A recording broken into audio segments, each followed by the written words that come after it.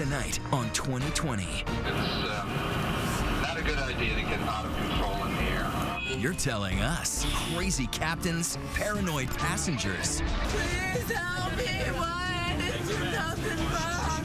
And flight attendant freakouts. So why all of a sudden are we seeing so many people just break? It's not fly the friendly skies. It's fly the crazy skies. You're stuck 6 hours in a flying tube at 35,000 feet. And it can start with those touchy-feely TSA agents. This woman, she touched my vagina 4 times. Tonight, the inside story with viral video and confessions from a flight attendant. You spot the crazy ones as soon as they walk in? It's not hard to spot them. The celebrities acting out, the wet t-shirt contests, and all that red-hot action. I just joined the Mile High Club. In air and on land, we're gonna blow you away with a whole lot of crazy. Just plain crazy. Here now, Elizabeth Vargas. Good evening. It's Friday the 13th, a day a lot of people consider unlucky, perhaps even to travel by air. But the same thing could be said for the last 2 weeks. Sometimes it's been an act of nature, like a United flight being struck by lightning just last night. But more often, it's been mankind doing the striking. On-air meltdowns at 35,000 feet. All too real, and it feels all too often on some flights, it might be the crew you have to worry about. Come fly with me, let's fly away. When Frank Sinatra sang Come Fly With Me, it captured a world of glamorous travel and sky-high romance, a time when becoming a stewardess was many a young girl's dream. But that's all changed. They're called flight attendants now, and lots of them, women and men, feel like something else. I'm the punching bag. We've had it. The flight attendants have had it. You're stuck 6 hours in a flying tube at 35,000 feet. And those hours are now often spent trapped with angry passengers packed in as tight as a tin of sardines. Now it's like everyone against everyone. There are no more seats. They're mad at the financially strapped airlines that eliminated the creature comforts, cut the number of flights, and slashed the number of flight attendants. Trust me, if the airlines could figure out a way to get rid of us, I'm sure they would. Blankets, pillows, flight attendants. As we leave the gate, make sure your seatbelt is fastened. The responsibility for our safety in the air may seem like an important job to us flyers, but the wages are bottom of the barrel. It's become a dead-end job. Someone like myself made $9,700 in their last year of flying. $9,700? In my 20th year as a flight attendant. Everybody's always surprised to learn that we're only paid when the door is shut. So for flying hours only. If there's a delay or mechanical, we're not getting paid. So basically what we've got are underpaid, overworked, highly stressed employees. There's this pressure cooker of chaos that goes up there. There's all kinds of personalities. That chaos and stress was captured humorously in this Nicoderm commercial. Only 2 carry-on items! And the tensions were captured for real just weeks ago as these images swept the internet. An American Airlines flight attendant in a crazy rant just minutes before takeoff. But the still reigning king of flight attendant meltdowns is Steven Slater. He was huge news when I first spoke to him last year on Good Morning America. I just kind of went with it. The amazing story began when the JetBlue flight he was on from Pittsburgh landed at Kennedy Airport. Slater, a flight attendant for some 20 years, says he couldn't take it anymore. You were being verbally abused by the passengers you were trying to serve. Right. He snapped, dropped the F-bomb over the intercom, grabbed a couple beers, popped the plane's emergency chute, slid down and headed for his car and drove home. Did you know at that point that you were ending your career as a flight attendant? Oh, yes. This was a dramatic exit. It was a dramatic exit. The anger and frustration now common among many flight attendants is shared by some pilots. In their glory days, as captured in the movie Catch Me If You Can, pilots were like high-altitude rock stars. Are you a real live pilot? I sure am, little lady. Their once glamorous jobs have been shockingly devalued. Last summer, pilots protested that their pay had been slashed to half of what they were making 10 years ago. An ABC News report recently captured pilots sleeping in airport lounges rather than spending some of their earnings on hotels. But the new standard for scary pilot stories happened just weeks ago, when Captain Clayton Osborne simply and inexplicably went crazy. It was a breakdown seen across the nation when this video was posted on the internet.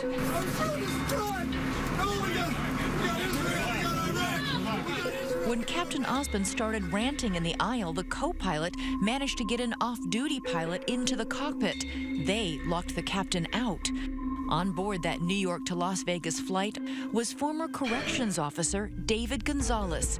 What happened when the pilot tried to get back into the cockpit? He kicked the door. He kicked the door. It almost buckled. He says, "It's me, let me in. This is where we take the plane down." This is where we take the plane down? Yes. At that point, what did you do? Well, two flight attendants that are there are trying to get him away from the cockpit door, and he just tossed one flight attendant, and we made eye contact. She kind of whispered to me, "Help me," and that's all I needed. Gonzalez says they fought for 5 minutes before he got the pilot into a chokehold and felt him pass out. Only then, he says, did other passengers begin to help. I saw a lot of fear. In the fellow passengers? Yeah, those people were afraid. Just remain seated again. We apologize. Passengers calmed as word spread that the errant pilot had been bound and subdued. The plane made an emergency landing in Amarillo, Texas. JetBlue 191 emergency, and we're going to need authorities and medical to meet us at the airplane. Once on the ground, marshals took the unconscious pilot into custody, while David Gonzalez was rushed by grateful fellow passengers. One guy came up to me and said, "I had a flash of my daughter. I thought I wasn't going to see her again. I have 5 kids. So I didn't have a chance to even think of my own." David's wife told me he is having nightmares about the incident almost every night. As for the troubled Captain Clayton Osborne, he was sent for psychiatric evaluation at a medical facility for federal prisoners.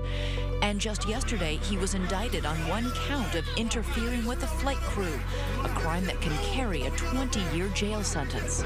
Was it surprising to see a pilot have a meltdown like this? We're all people. We're subject to stresses, to pain, to hurt. Ultimately, what we need to remember is that we're all people first. Our profession and our job comes second. Stephen Slater's attitude, "Take this job and shove it," right out of Johnny Paycheck's "Take This Job and Shove It," still lives in airline lore. All harried flight crews remembering how he swore at passengers and exited on the emergency chute. Do you regret what you did? Not in the least. Not in the least. I say that day to me was sort of taking the reins back on my life. Excuse us, please. Turns out legal proceedings against him resulted in 1 year of probation for attempted criminal mischief and a $10,000 fine. So, still worth it? I believe so. You can only push people so far. You know, who hasn't been overworked and underpaid? Who was very resonant of where we are as a culture and a country in that moment, and still are. Are you insane? When we come back, fasten your seatbelts for frequent flyer freakouts. I couldn't believe it. Some jaw-dropping antics from the passenger side. I just joined the Mile High Club in the bathroom. See what's next. 2020 continues with passengers gone wild. Flying can be downright miserable, but it's often your fellow passengers that'll make it a special hell. From screaming kids to drunken diatribes. I'm bleeding. Why am I all like this? As veteran flight attendant Heather Poole writes in her book, Cruising Attitude, the best anti-tantrum tactic is to get rid of troublemakers even before takeoff. You spot the crazy ones as soon as they walk in? When you're saying good morning, good morning? It's not hard to spot them. On my last flight, a guy walked on and say, "Hi, how are you?" "I'm not happy." The #1 red flag, ignoring repeated warnings to turn off that cell phone. While the need to do so is open for debate, Heather has no choice but to enforce the law, despite passengers' best efforts to resist. When you're sitting there with your head between your leg and you're talking to the floor, I don't think you have a friend down there. I know what you're doing. On Andrei Stepsky's flight last year, one person chatting on the phone wasn't listening to anyone. The woman just ignored the stewardess, turned away from her rudely, put her hand up as if to say, speak to the hand, I'm on the phone, you're not important. The pilot also tried, but failed. And the pilot immediately just turned around and said, get her off my plane.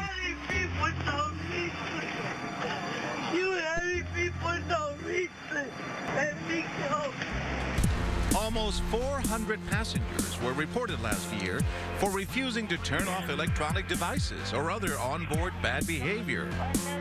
What is it? Come on, that's it. I'm pointing. You told me to point. Don't be a hard ass. And that's just at the New York City area airports alone. In fact, belligerence is another key red flag. Brandon Rodriguez and his girlfriend Jenna Brown saw exactly that in an erratic fellow flyer last July. Everyone started looking around at each other saying, oh boy, is this what we're going to have to deal with for the next 2 or 3 hours on this plane? Still on the runway, flight attendants couldn't convince her to calmly cooperate. So Brandon got his camera rolling.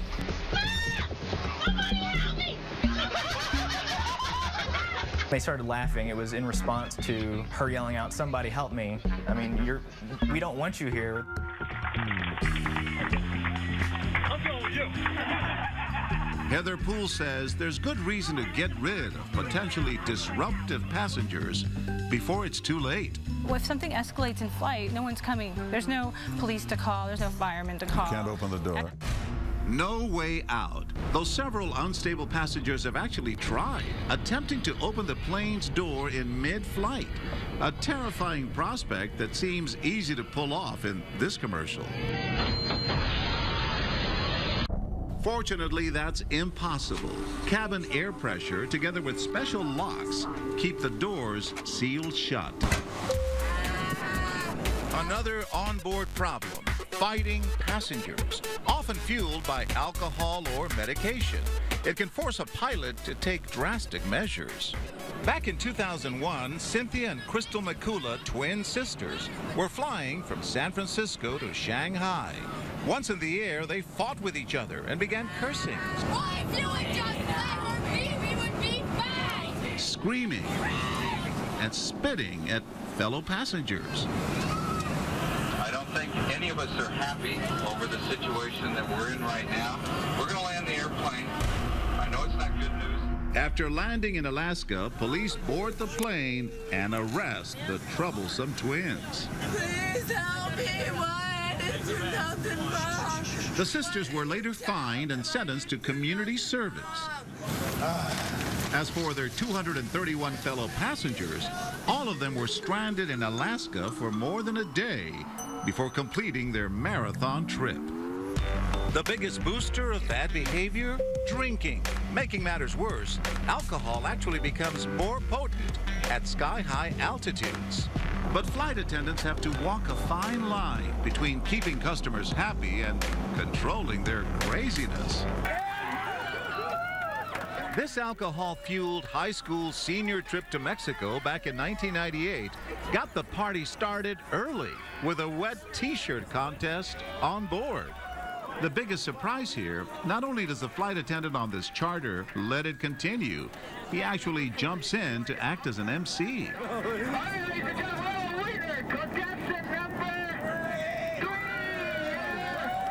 This saucy steward was soon out of a job. Of course, not all high-flying hijinks are so out in the open. I just joined the Mile High Club in the bathroom across the Atlantic Ocean. This guy was so proud of joining the legendary club in the airplane bathroom that he publicly staked his claim on YouTube. Come here. It was with me. So we knock and we pray they come out with their pants up. Heather says these days you're more likely to find